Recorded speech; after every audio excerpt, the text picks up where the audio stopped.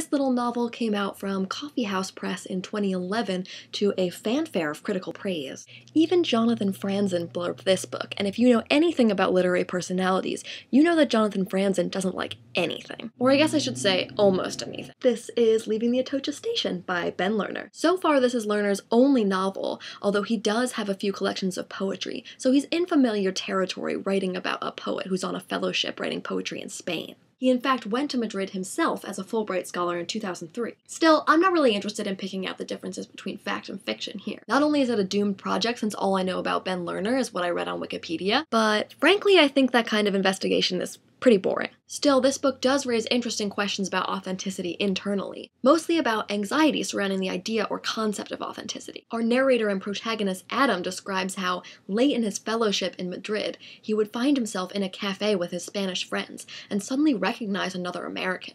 So both of them will be blending in, and yet still not blending in, because they're still able to recognize each other. But the bigger questions here about authenticity in art, about making it, and also about viewing it.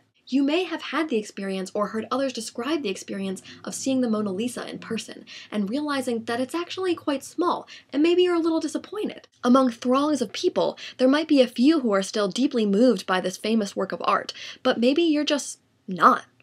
Oops. Leaving the Atocha Station opens with Adam's daily routine, which brings him to a famous museum in Madrid, the Prado. He goes there, and he stands in front of the same painting. It's Roger van der Weyden's Descent from the Cross. But one day someone else is there, and he's not just there, he's crying, sobbing in front of this painting, having what Adam calls a profound experience of art. Sometimes naming in novels provides a sense of ownership for the protagonist, or a sense of intimacy. But here, Adam creates terms for every little experience, as if to separate himself, to distance himself. I had long worried that I was incapable of having a profound experience of art, he confesses, and I had trouble believing that anyone had, at least anyone I knew.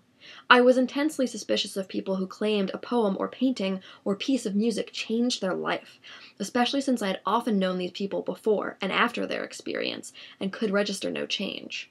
Although I claimed to be a poet, although my supposed talent as a writer had earned me my fellowship in Spain, I tended to find lines of poetry beautiful only when I encountered them quoted in prose, in the essays my professors had assigned in college, where the line breaks were replaced with slashes, so that what was communicated was less a particular poem than the echo of poetic possibility. Insofar as I was interested in the arts, I was interested in the disconnect between my experience of actual artworks and the claims made on their behalf. The closest I'd come to having a profound experience of art was probably the experience of this distance, a profound experience of the absence of profundity.